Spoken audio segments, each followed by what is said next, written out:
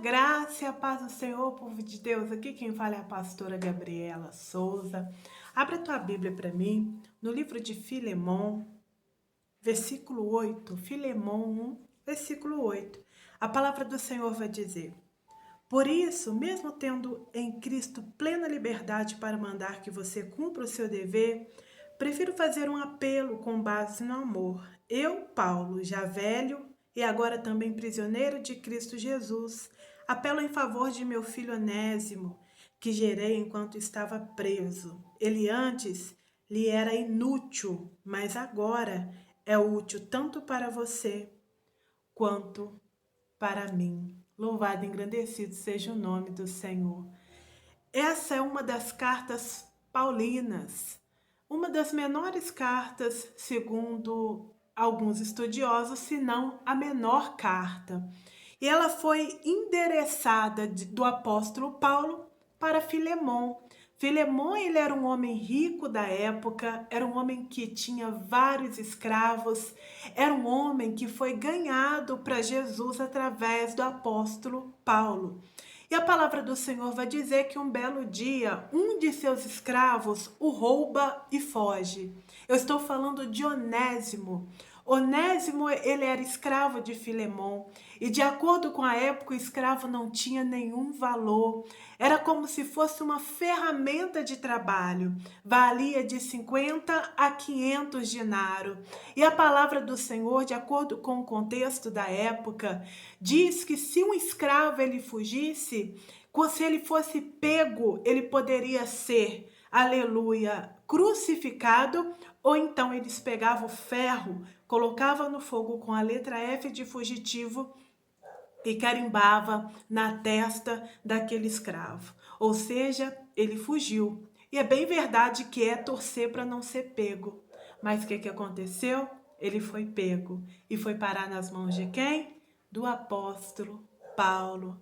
Apóstolo Paulo estava preso fisicamente, mas estava liberto em Cristo Jesus. E nós sabemos que ainda que o nosso corpo esteja preso, limitado, Jesus, ele nos concede a paz que nos excede todo o nosso entendimento. Ele estava preso, mas ele tinha voz. Ele estava preso, mas ele conhecia Jesus. E nós sabemos que nada é por acaso, é tudo para um grande propósito. Onésimo ali, com certeza não tinha nenhuma expectativa de vida, uma vez que era escravo. Mas é bem verdade que ele não aceitava a condição. Ele não era um dos que fica, eu nasci assim, vou morrer assim e ponto. Não.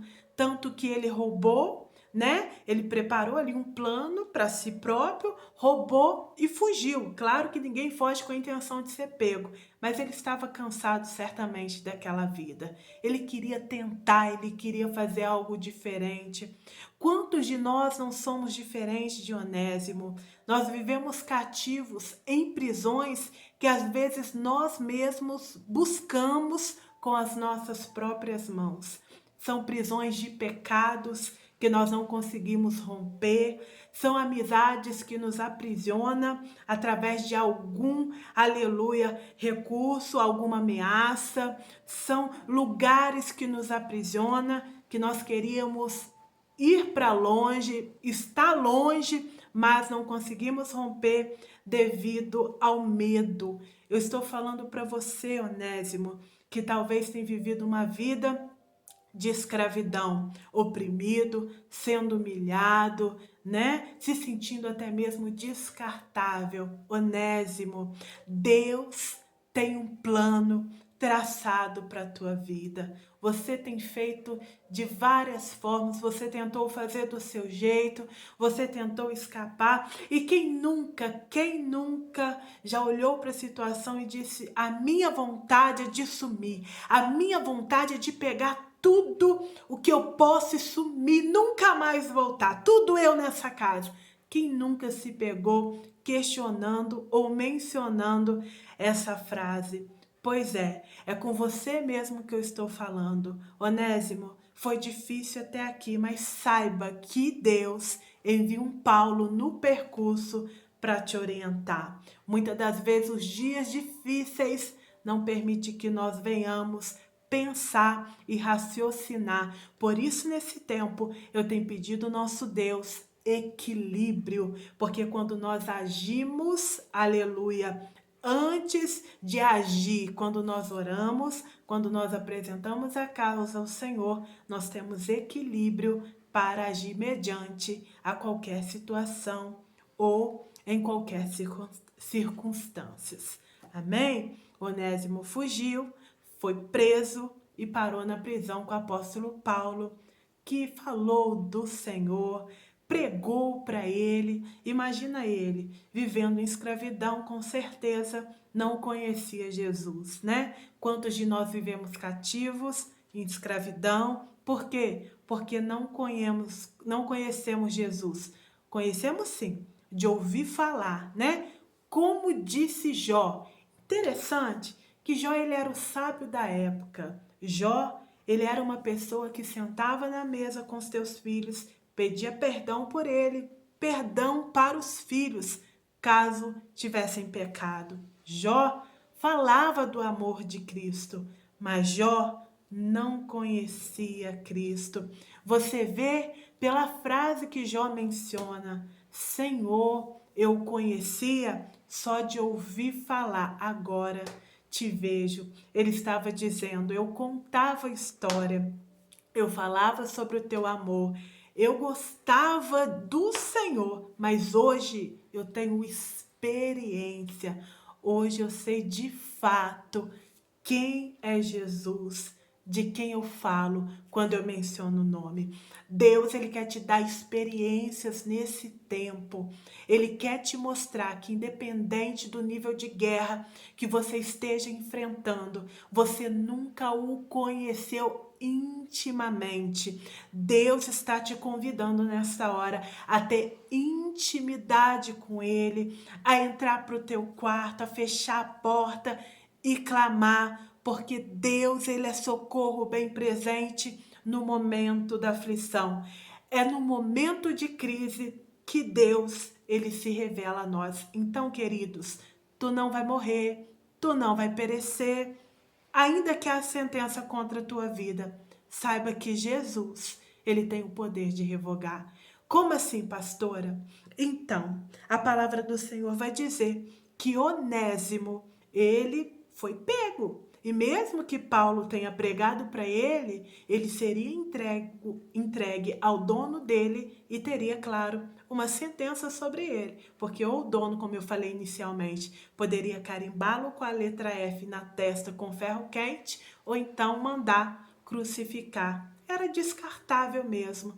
Só que nós podemos ser descartáveis para o homem. Nós podemos ser muitas das vezes humilhado e até abatido, mas Deus não, aleluia.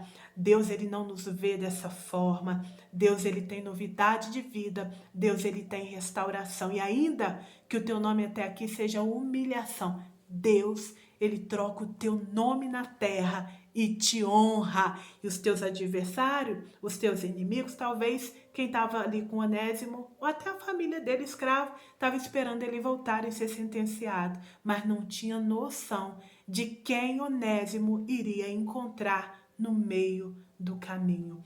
Isso sim faz toda a diferença. É tempo de retornarmos para Deus. Deus está dizendo: eu estou contigo, não é o fim. Tu está no meio do caminho. E eu tenho o poder de mudar toda uma história. Entenda, Onésimo estava sentenciado, foi pego. No mínimo, ou no máximo, ele ia ser crucificado. Mas em Deus, entenda, em Deus nós temos novidade de vida. Em Deus nós podemos sonhar com o novo e até algo inédito. Por que não? Já que naquele tempo escravo não era poupado. Entenda, foi inédito para Onésimo viver o que ele começou a viver a partir do encontro com Paulo. E quando Onésimo abre a boca para dizer quem que é o líder dele, quem que é o dono dele, ele fala: meu dono é Filemon. E Paulo: Que isso, Filemon? Conheço Filemon, eu instruí Filemon, eu ganhei Filemon para Jesus. Não, eu vou ver alguma forma de poder te ajudar, né, meu irmão? Porque eu digo sempre, se a gente não pode atrapalhar o outro, aleluia, se a gente, desculpa, não pode ajudar o outro, certamente nós não vamos atrapalhar. O apóstolo Paulo, sensível diante do Senhor. E aqui, aleluia, ele tipifica o próprio Jesus, né? Como dizia Lutero, o que Cristo fez a nosso favor diante de Deus, o Pai, Paulo fez a favor de Onésimo diante de Filemon. Paulo escreveu a carta a Filemon, pedindo: Filemon, eu poderia mandar, poderia, como líder espiritual, como pastor da época, ele teria autoridade para isso, tanto que ele menciona na carta. Mas não, ao invés de mandar, eu prefiro fazer um apelo com base no amor. Receba, Onésimo, como eu te recebi. Faça com Onésimo aquilo que eu fiz por você. Ou melhor, faça melhor. Eu sei que você tem capacidade para isso. Eu sei que você tem um coração, aleluia, que submete à vontade do Pai. Enfim, ao invés de o apóstolo Paulo vir com a ordem, mandar, né?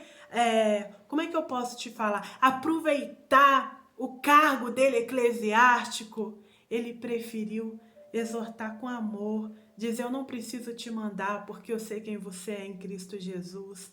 Deus, ele nos ensina até através da vida do apóstolo Paulo, independente do nível que você esteja, do diploma que você tenha, aprenda a se submeter. Quando nós temos o coração voltado para Deus, nós não cometemos erros, nós fazemos aquilo que o Pai nos orienta. Entenda, Filemon tinha total autoridade sobre o escravo. Ele poderia exercer autoridade sobre ele da forma que ele quisesse. Não seria pecado, uma vez que Filemon, ele era dono e, de acordo com a lei, ele poderia agir dessa forma, mas ele não agiu de acordo com a lei, ele não agiu de acordo com aquilo que ele aprendeu uma vida. Não, ele preferiu ouvir o apóstolo Paulo, o homem que o instruiu, o homem que falou de Deus, um homem que mostrou um caminho a qual ele não trilhava. Claro que ele percebeu que por mais dinheiro que ele tinha, por mais escravos que ele tinha ali diante dele, nada supria o vazio que ele tinha. Então, ao conhecer Jesus, ao sentir a presença de Deus, ele viu o quanto valia a pena obedecer e seguir a Cristo. Tanto que ele também ensinava, Filemon ensinava junto com a família dele e junto naquela cidade, glória a Deus. Então, o que a palavra do Senhor nos ensina? E nos ensina que você, que eu, aleluia, sendo como aquele escravo, sendo como Onésimo, nós não vamos perecer. Por que nós não vamos perecer? Porque no início talvez foi guerra, choro, no início talvez foi tristeza, foi medo, sim, aquele medo que paralisa, sabe? No início, talvez nós só estávamos atônitos, olhando para o cenário e para aquilo que deu errado. Mas Jesus está dizendo: eu entro hoje no seu meio, eu entro hoje no seu meio com a resposta, eu entro hoje no seu meio com o recurso que você precisa, eu entro hoje no seu meio com milagre, sim, aleluia. O Pai, Deus, deu seu único Filho unigênito para morrer por mim e por ti, para que hoje nós tivéssemos liberdade. O que seria o fim, uma história triste, que era a história de Onésimo, foi uma história que teve um final feliz. De acordo com alguns estudiosos, Onésimo não retornou como o escravo que era, mas ele teve um lugar no reino de Cristo. Ele teve um lugar, aleluia, na presença do Senhor. Filemon honrou a vontade do apóstolo Paulo. Filemon fez a vontade de Deus. Faça a vontade de Deus, que assim você vai estar ajudando um alguém que precisa. O apóstolo Paulo foi uma ferramenta fundamental nas mãos do Senhor. Tanto ele diz: eu sou prisioneiro do Senhor, eu sou prisioneiro em Cristo. Eu estou aqui para obedecer à vontade do Pai, que é soberana sobre todas as coisas.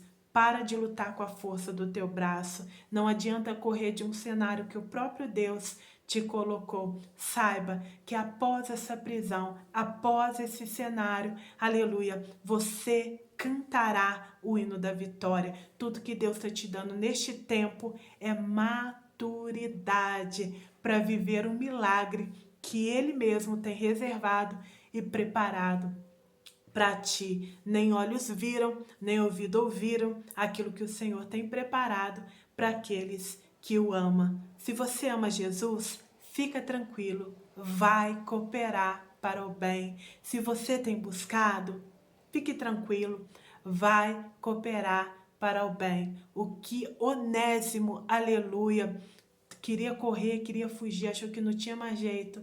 Onésimo ganhou experiência. Onésimo ganhou um amigo que era Paulo. Onésimo, glória a Deus, ganhou um lugar aonde ele estava. Ele não voltou desonrado. Era para ele ter voltado desonrado e humilhado, não. Mas ele voltou de cabeça erguida. Por quê? Porque Deus interviu.